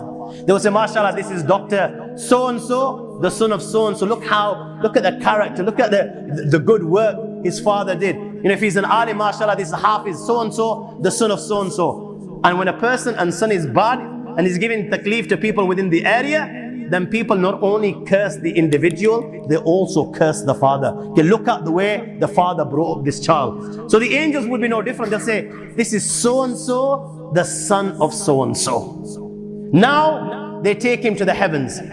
They reach the heavens and they knock on the heavens. My friends, the door will not be open. For him, the door will not be open. This is when Rasulullah recited the verse of the Quran. لا تفتح لهم أبواب السماء ولا يدخلون الجنة حتى يلج الجمل في سم الخياط. For him, for these type of people, the door of the heavens will not open, and these people, they will not enter paradise till a camel will enter the eye of a needle. I ask, can a camel enter the eye of a needle? Eye of a needle is so small. A camel is so big. It's impossible. It can't happen. Allah is saying exact same thing. These people that rejected Allah and His Rasul, they will not enter paradise just like a camel will not enter the eye of a needle. And Allah will call out, write the scroll of this person in the lowest hell, in the lowest earth. And his soul will be thrown down, hurled down. This is when Rasulullah read the verse of the Quran. وَمَنْ يُشْرِكْ بِاللَّهِ فَكَأَنَّمَا خَرَّ مِنَ السَّمَاءِ فَتَخْطَفُهُ الطَّيْرُ أَوْ تَحْوِي بِهِ الرِّيحُ فِي مَكَانٍ سَحِيقٍ. Whoever associates partners with Allah, it's like he's fallen from the heaven. And the birds have picked him up, or the wind has carried him to a distant land. His soul will be hurled down. Now, my friends, his soul will be returned inside his body, inside his grave. Now it will be the grave's turn. And what will the grave say? The grave will say, كُنْتَ لَأَبْغَزْ مَنْ يَمْشِي عَلَى ظَهْرِ إِلَيَّ. Out of all the people that walked on me, you, Abdullah, was the one I hated most of all. You, O Abdullah, was the one I hated most of all. O Abdullah, I've been waiting for you all this time. I've been waiting for you to come to me. Now that you have come to me today I will make you pay the price. Today you will know how I will deal with you. At that time, my young friends, the grave will embrace him with such force that the ribs of one side, they will penetrate into the other side. And Rasulullah practically demonstrated this. He took the fingers of his right hand and he placed them in the fingers of his left hand like this. This is what will happen. This is what will happen. And now, the angels Munkar and Nakir will come. Jibreel Amin on one occasion asked Rasulullah, Ya Rasulullah, I want you to describe these angels for me. So Nabi Kareem was told, okay, O Muhammad, without telling you the size of these angels, أبصارهما كالبرق الخاطف وأصواتهما كالرعد القاصف وأنيابهما كالصياص وأنفاسهما كاللهب يطعان في أشعارهما بين منكبي كل واحد منهما مسيرة كذا وكذا. أبصارهما كالبرق الخاطف, that their eyes glitter like lightning. Seen a flash of lightning? This is how their eyes glitter. وأصواتهما كالرعد القاصف, you know their voices rumble like thunder. وأنيابهما كالصياص, their teeth are like the horns of a bull. Their hair reaches their feet. The distance between their shoulders is miles apart. You know, if you wanted to cover the distance from one shoulder to other shoulders, it would take you days and days. كَنُّزِيَتْ مِنْهُمُ الرَّحْفَ وَالرَّحْمَ إِلَّا بِالْمُؤْمِنِينَ. Rasulullah was told that in these people, there is not even an ounce of mercy inside their hearts. Their mercy is only for the true believers. They will come to everyone. مَا كُلِّ وَاحِدٍ مِّنْهُمَ عَمُودٌ مِّنْ حَدِيدٍ لَوْ اجْتَمَعَ عَلَيْهِمْ مَنْ فِي الْأَرْضِ مَا حَرَّكُوهُ. Each one of them will carry a hammer of steel. My young friends, all those within the dunya, from the humankind and jinn kind, if they were to get together just to pick up one of these hammers, never mind moving it an inch, they will not be able to move it a millimeter. Not even a millimeter. They will come to him in his grave. They will reproach him. فَيَنْطَهِرَانِ انْتِحَارًا يَتَقَعْقَوْ مِنْهُ عِظَامُهُ وَتَغُولُ أَعْذَامٍ مَفَاصِلِهِ فَيَخِرَّ مَخْشِينَ عَلَيْهِ. They will reproach him in such a manner. Allah protect. that every bone in his body will begin to crack. Every bone, they will reproach him. He will faint. When he comes round, they will ask the three questions. Man rabbuk? Ma dinuk? Man hadha rajul? Ya hadha, i'rif makanak. Recognize where you are. Look around you. The dunya has come to an end. You are now inside the grave. Tell us, man rabbuk? Who is your Lord? Now you and I were sitting here and we're thinking, yeah, yaar, I read the kalima la ilaha illallah Muhammad Rasulullah. Who doesn't know the answer to these? Who doesn't know the answer to these? My Lord is Allah, my deen is Islam, and this man is Muhammad. Who doesn't? These are simple. My young friends, you know, in there, if you haven't lived a life according to the teachings of Allah and His Rasul Sallallahu Alaihi Wasallam, you know what? Just as those that wine and dine whilst they're alive are whining and dining on deathbed, and rather reading the kalima la ilaha illallah, they're uttering nonsense like give me intoxicants to drink. If you spent a life like this, when these angels ask you these simple questions, and indeed they are simple questions, my friends, you will not have the answer. Now this guy was whining and dining. You know, when the question is asked, Man Rabbuk, who is your Lord? What do you think he will say? Allah says in the Quran, أَرَأَيْتَ مَنِ اتَّخَذَ إِلَهُ هَوَاهُ. You know, he was one of those, his God, his Lord was his desire. He didn't listen to Allah, he didn't follow the teachings of Rasulullah, he was following his desires. His desire was saying, you know what, this girl, absolutely, she's dynamite, she's beautiful, go for her. He was going for her. His nafs was saying, forget salah, yaar, let's go chill with the boys, hang out on the street corners. He was doing this. His nafs was saying, you know what, it's not too bad to have a tablet or two, enjoy yourself. You know, you've only got 10, 15 years, life's to enjoy. That's what he was doing. He was listening to every single thing that his nafs was saying. This was his God, so what is he going to say? La ha la adri, I don't know. We'll ask him. They're going to ask him, Ma deen, what's your deen? There was no deen in his life, yeah? You know, he believed that, you know, you turn to Allah when you're 70. You know, when you can't pull anymore, you've got nowhere to go, you know, bones are cracking, you've got arthritis, you know, you become weak, you know, wrinkles on your faces. This is what he believed, that you go for Hajj at that age. Till then, you know, you enjoy it. So what's he going to say? What's your deen? There was no deen in his life. He was just a chiller. Man hadha rajul. Who was this man? He didn't know who Muhammad sallallahu alaihi wasallam was. He read the kalima la ilaha, but he didn't know who Muhammad was. He never followed Muhammad sallallahu alaihi wasallam. He used to follow the likes of, you know, Ronaldos and the Messis, the Ronaldinhos. He used to follow people like, you know, the movie stars, these pop stars, you know, the way they were combing their hair, the walking the walk and talking the talk and the clothes and the cars, you name it. For him, they were the role models. What's he going to turn around? What's he going to say? He's going to have an answer. Ha ha la adri.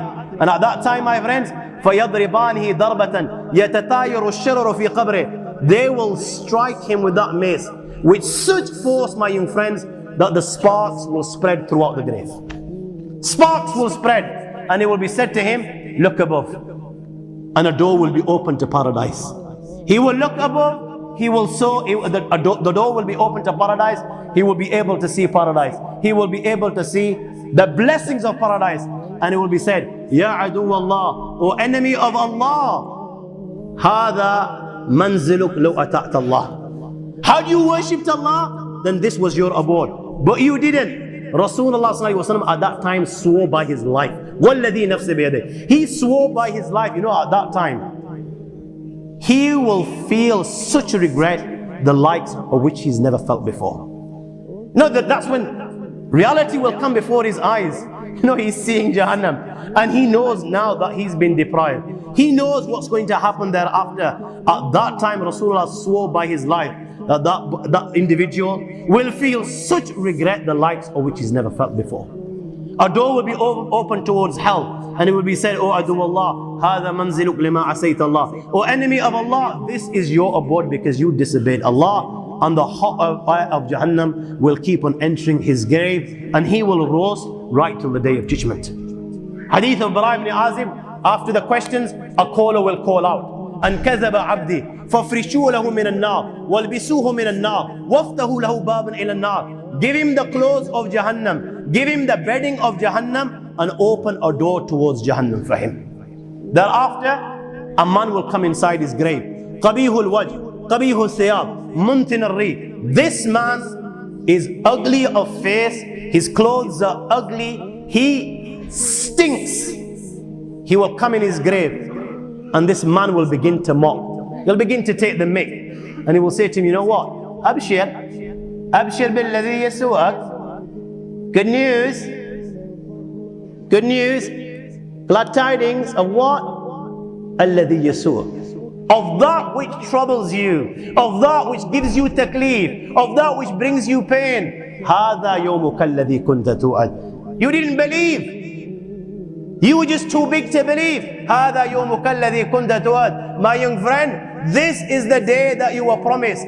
Allah mentioned it in the Quran, what your outcome will be if you reject. Rasulullah mentioned it in hundreds of ahadiths, what your outcome will be if you reject. The A'imma on every Jummah would remind you of the consequences. In gatherings like this, you were reminded of these consequences. But you refused to believe. You didn't believe that you were going to die. You didn't believe there will be accountability. You didn't believe that the angel will come. Today, you will pay the price. And he will ask, and who are you? فَوَجْهُكَ الْوَجْءَ الَّذِي يَجِيءُ بِالشَّرِّ. Your face brings bad news. Who are you? He will turn and say to him, أَنَا أَمُلُكَ الْخَبِيثِ. You know the bad deeds that you performed in the dunya? I am those deeds. Allah has given me a body so that you can see what you did in the dunya. And my friends, when he can see his deeds before him in the form of a body, black body which literally stinks, which black clothing, my friends, he will begin to beg the Almighty Allah. He will now know what's going to happen, my friends, and he will begin to beg the Almighty Allah, Wallah, Rabbi la tuqim as-sa'a, Rabbi la tuqim as-sa'a. Wallah, I beg you, do not bring the final hour. Do not bring the final hour, because he knows okay, whatever happens thereafter will be 1,000,000 times more severe, and it will keep on increasing and increasing and increasing, and there is no end. Hadith of Bara ibn Azib says, فَيُقَيِّدْ لَهُ أَسَبْ أَبْكَمْ. Thereafter, a blind and deaf tormentor will be appointed to torment him. Blind and deaf. Why blind and why deaf? So you know, when he's crying inside his grave, and he's begging, and he's shouting, and he's screaming, and tears of blood are flowing from his eyes, and he's begging for compassion and mercy to be shown, these tormentors will be blind and deaf, so they cannot see him crying, and they cannot hear him begging. And they will have a hammer. When they strike it on a mountain, it will turn to dust. And when they strike him, all the khalaiq, the creations of Allah, will be able to hear this, other than the thaqalain, that is the humankind and jinn kind. Sayyidina Abu Sa'id al-Khudri radiyallahu ta'ala relates that Nabi Kareem sallallahu alayhi wa sallam said, يُصَلَّةُ عَلَى الْكَافِرِ فِي كَبْرِ تِسْأَةٌ وَتِسْعُونَ تَنِينَ تُنْحِشُ وَتُلْدِغُ حَتَّى تَكُمُ السَّاعَةِ. 99 serpents will be sent upon him, and they will keep on biting him till the day of judgment. Such is the venom of one of them, my young friends, that if it was to sting the earth, nothing would grow on the earth right till the day of judgment. 99 upon him, and they will keep on stinging him right till the day of judgment. Right till the day of judgment. The reality of the matter is, my young friends, different people will receive different punishments. It was the practice of Rasulullah sallallahu alaihi wasallam that after Fajr Salah, he would sit down with the Sahaba and he would ask them, okay, have you seen a dream? Now if the Sahaba had seen something significant, they would relate, and if they hadn't, they would say, no, Ya Rasulullah. So according to this practice, he asked, has anyone seen a dream? The Sahaba said no. So Nabi Kareem sallallahu alaihi wasallam began to relate his dream. And Nabi Kareem sallallahu alaihi wasallam mentioned, okay, last night, the angels came, held me by the hand, and they took me to the blessed land, Quds. He says, on the way I came across some people, two men. One was standing, one was sitting down. The one that was standing, he had a hooked rod. Metal hooked rod.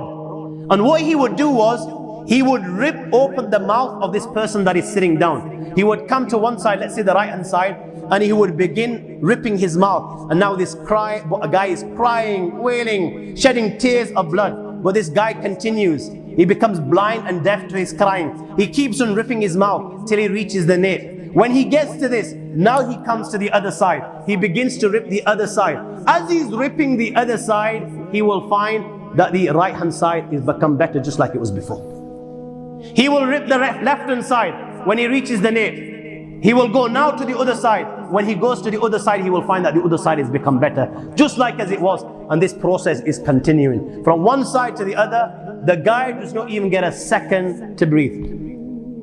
Rasulullah asked, what's this?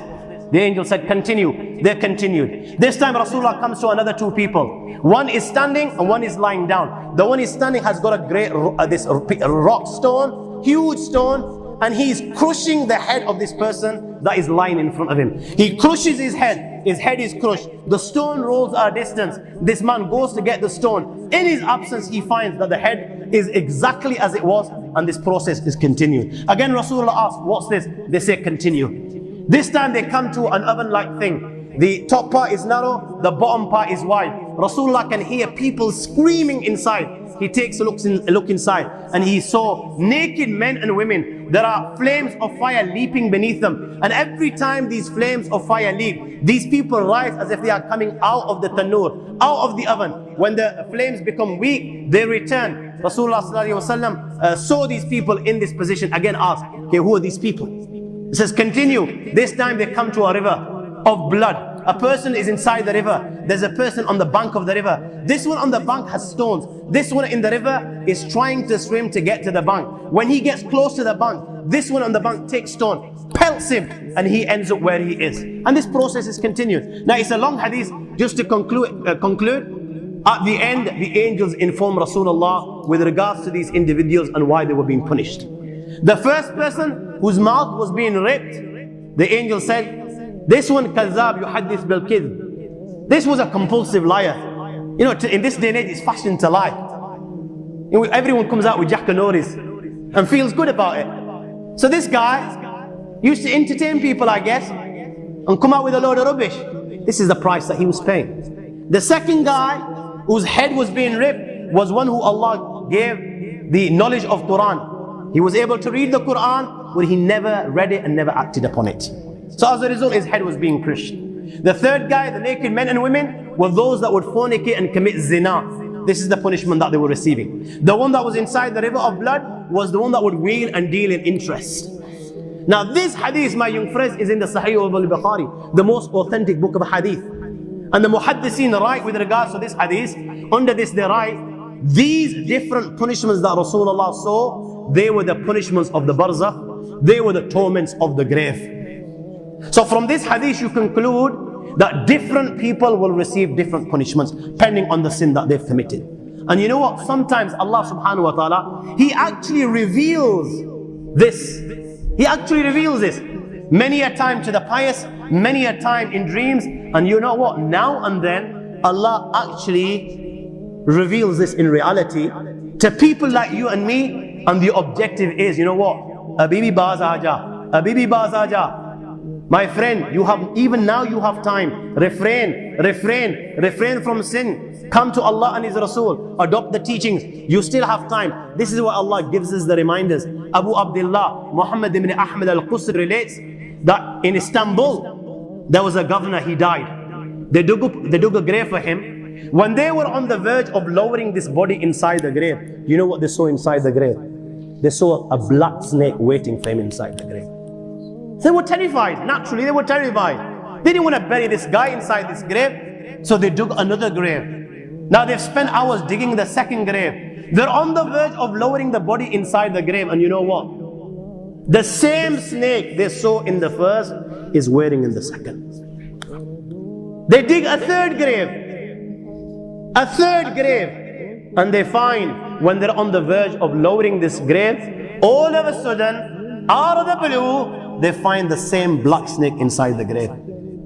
I ask you, my young friends, you know, on that particular occasion, that narration, what do you think it suggests? How many graves do you think they dug on that day? 4, 5, 6, 7, 8, 10, 15, 20, 25, 30 graves. The narration says that on that day they dug about 30 graves. Every time the grave was dug and they were on the verge of lowering this body inside the grave, they would find the same black snake waiting. Where are you going to hide?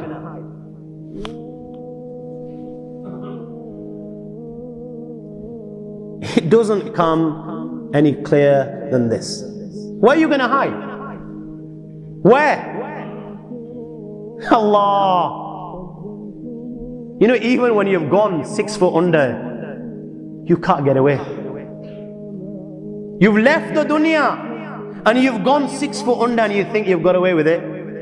This is where it will begin. You know, fed up after digging so many graves, they consulted the ulama. What should we do with this person? May Allah protect us. They said, you know what? Just bury him inside the grave. Leave the rest to Allah subhanahu wa ta'ala. And they buried him.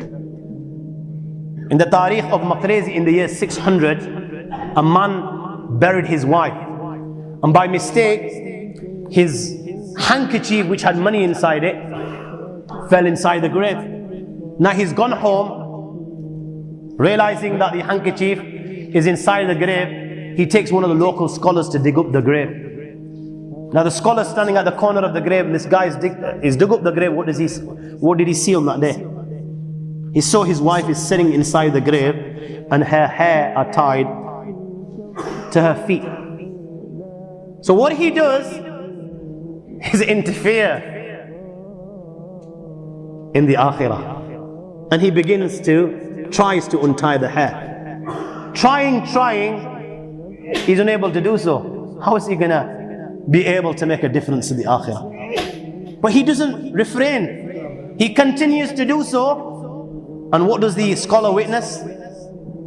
Down he goes, and down his wife goes, and there is not a sign of them. And he remains unconscious for 1 day and 1 night.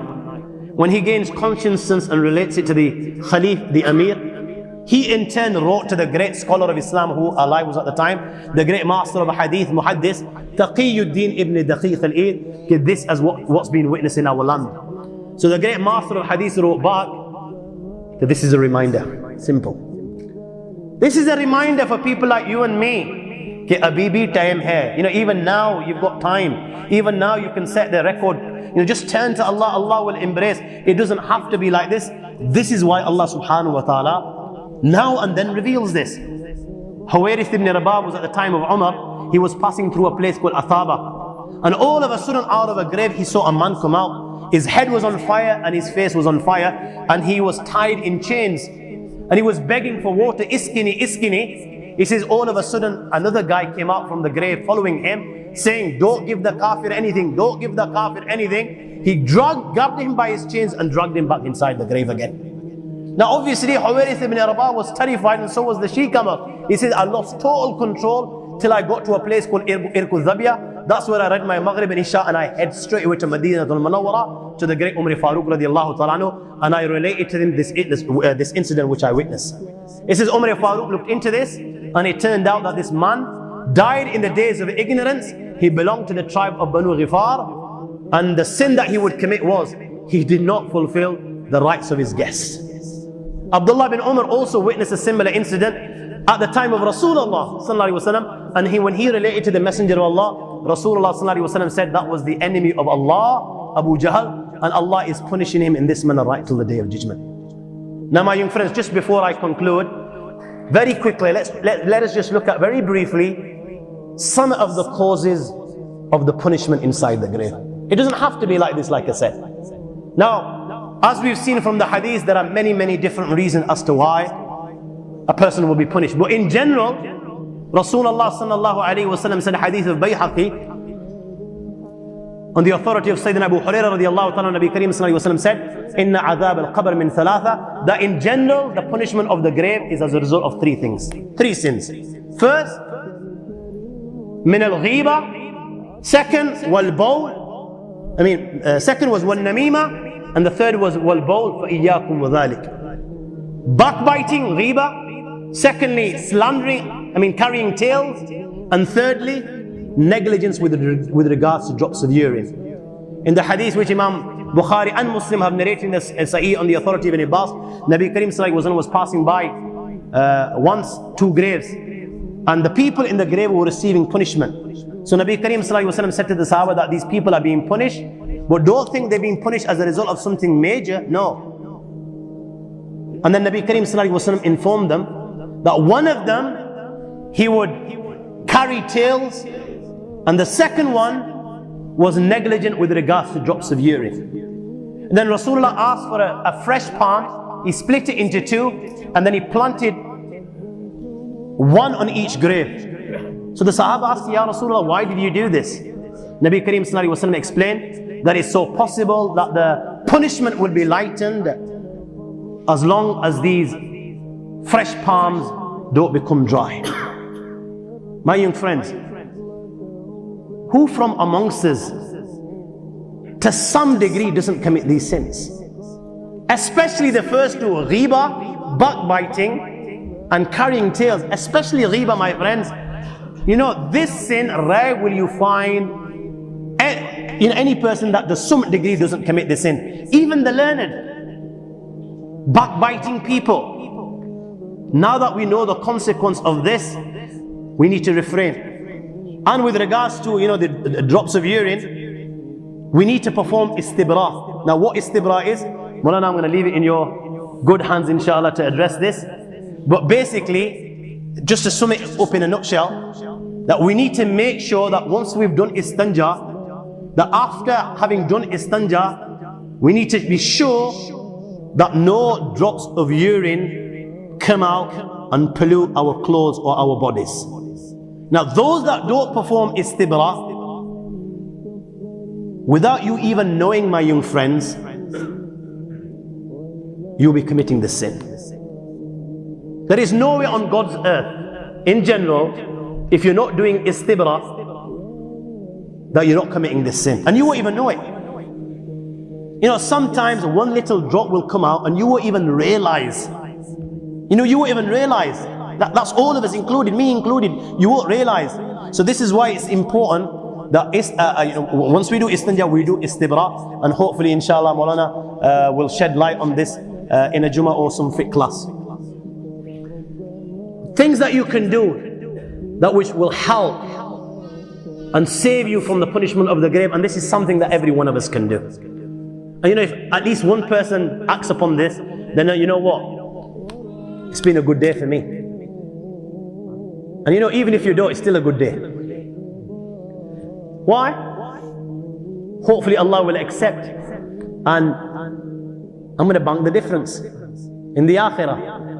This is what you call banking the difference, guys. You want to be a billionaire? Then these are the types of accounts that you need to open. Not ones in Swiss accounts, yeah. And you just kid yourself that you're a big billionaire. Oh my God, how foolish! How foolish can you get? You open these accounts in the Swiss accounts and you have these billions, only for them to freeze. If this human cannot, if it doesn't click after this, then when is it going to click? Open these type of accounts and I swear by Allah, Allah will never freeze any one of them. Your account will never be frozen. But you'll be shocked that you, in your mind, you only put £1 million in there. On the day of judgment, I only know the last word is zillion. I don't know anything beyond that. Yeah? But you know what? Zillion times a zillion times a zillion to the last number, whatever it may be, if there's one. Yeah? This is what you will find. This is the return that Allah subhanahu wa ta'ala gives. It doesn't give you 1% or 2%. And this is the type of account that you want to open with Allah. Do whatever good you can. Invest here, invest there. You will not be disappointed. Now, the amal that will help you in the next life, Rasulullah sallallahu alaihi wasallam said, Abdullah bin Mas'ud, Man qara'a tabaraka alladhi biyadihi al-mulk, kulla laylatin mana'a Allah biha min adhab al-qabr. Whoever reads Surah Mulk every night, hopefully Allah will protect him from the punishment of the grave. Now, who can't read Surah Mulk? 29th Juz, the first surah, it's 4 sides long. 4 sides. How long will it take you to memorize 4 sides? Even the guy that's got no brain, he'll memorize it. Why? إِنَّا نَحْنُ نَزَّلْنَا الذِّكْرَ وَإِنَّا لَهُ لَحَافِظُونَ. Allah made the Quran easy, and He's made it so that it can be memorized. This is why kids at the age of 5, 7, 8, 9 can't even speak their mother tongues, but they have the entire Quran inside their heart. Top end, my young friends. MashaAllah, you Londoners, you guys have got degrees. Alhamdulillah. Bachelors and masters and PhDs. You're educated people. The whole world talks about the city of London and the people of London. So Allah has blessed you. How long will it take you to memorize 4 sides? 2 weeks? So okay, let's say you're learning a line a day, yeah, and it takes you a month. Everyone can do it. And you know what? If it's going to help you so much that whatever I've mentioned today is going to protect you from that, come on guys, don't you think you've got a deal and a half? Indeed. In one hadith, Ibn Abbas, Tirmizi, a companion of Rasulullah, he set up a tent. He set up on a grave and he didn't know it was the grave. Now, all of a sudden, once he's inside the tent, he can actually hear somebody inside the grave and he's reading Surah Al-Mulk. So he was shocked and he related this to our beloved Prophet Muhammad sallallahu alaihi wasallam. Ya Rasulullah, I set up my tent. Didn't know it was a grave. I set up my tent on a grave. All of a sudden, I could hear somebody reading Surah Al-Mulk. So Nabi Kareem sallallahu alaihi wasallam confirmed, indeed, هي المنجية تنجيه من عذاب القبر. That surah is the protector and it will protect him from the punishment of the grave. Balki in a hadith which Ibn Asakir has related, a weak hadith on the authority of Anas, a man died and the only thing that he knew was Surah Al-Mulk. So, the reason I'm relating this, there are many guys that don't know how to read the Quran. Yeah, this guy only knew Surah Mulk, only Surah Mulk. Now he's died, he's inside his grave, and Allah sent the angels to punish him. The angel of punishment comes inside his grave. The angel of punishment comes, Surah Mulk is also there and is standing between him and the punishment. So the angel says, move out of the way. You're from the book of Allah and I don't want to harm you, but I haven't got a choice. Allah's told me to punish him. If you want to intercede and protect him, then go ask the Lord of the Arsh and Kursi. The surah will go to the Almighty Allah and say to Allah, this servant of yours, out of your entire book, he would intend for me and he would come and recite me. Oh Allah, أَفَمُحَرِّكُ أَنْتَ بِالنَّارِ وَأَنَا فِي جَوْفِهِ. Are you going to punish him today with the fire whilst I'm inside his heart? And if you're going to do this, oh Allah, then I want you to remove me from your book. Allah is the Arhamul Rahimeen, the Akramul Akrameen, the Ajwadul Ajwadeen. He needs excuses, my young friends, to give you paradise. Will you give him that excuse? Every time you do a deed, let this thought cross your mind. You know what? Maybe this is the one. And I swear by Allah, you will do many good deeds. And every time you sin, let this thought cross your mind. You know what? Maybe this is the one as a result of which Allah will send me to Jahannam. And you know what? You won't commit any sin. When you do good, let the thought cross your mind. Maybe this is the one that Allah will like and He will give me paradise. And when you wrong, let this thought cross your mind. Maybe this is the one that He will hold me to account for and you will never sin. So the surah will say, oh Allah, take me out from your book.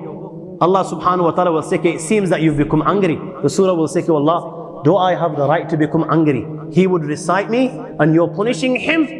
Allah subhanahu wa ta'ala will say, your intercession has been accepted. You do with him as you please. This very surah, 4 sides. You're learning a line a day, my young friends. Top end, it'll take you a month or two. Top end comes to his rescue, saves him from the punishment of the grave, will come, place his mouth on his mouth and say, مرحبا بهذا الفم فربما معاني مرحبا بهذا الصدر فربما وعاني مرحبا بهاتين القدمتين فربما قامت به مرحبا بهذا الفم فربما تلاني. Okay, what to say of this mouth that would recite me? What to say of this heart that had memorized me, and what to say of these feet that would stand with me in prayer and recite me inside prayer. And thereafter, the surah will stay with him inside his grave so that he doesn't become afraid. You're gonna get your money's worth, guys. This is something that every one of us can do. There are other deeds also, but we've got no choice in this matter. Let's say, for example, dying on Jummah. I haven't got a choice in this, and no of you got to enjoy this. You know, if you're one of those that are lucky, then alhamdulillah. Because Rasulullah sallallahu alaihi wasallam said, "Ma min muslimin yamutu yawm al-jum'ah wa laylat al-jum'ah illa waqa Allah min fitnat al-qabr." Whoever dies on Jummah, Allah will save him from the punishment of the grave. Whoever dies, man mata murabitan, protecting the boundaries of Islam, the boundaries of Islam, not only will he be saved from the punishment of the grave, he will receive the good deeds that he would perform, and he will also be saved of the terror when Israfil blows inside the horn. Now, the easiest of these deeds is to read Surah Al-Mulk. And I assure you, once you've memorized it, literally it will take you not more than 3 minutes. By the time you leave the masjid and sit in your car or get to your house, you'll have read it. And when the hadith of Anas, which are related, was mentioned, Rasulullah mentioned it to the Sahaba, لَمْ يَبْقَ صَغِيرٌ وَلَا كَبِيرٌ وَلَا حُرٌّ وَلَا عَبْدٌ إِلَّا تَعَلَّمَهَا. Every young, old, free man and slave memorized and learned this surah, Surah Al-Mulk. I conclude with the way I began.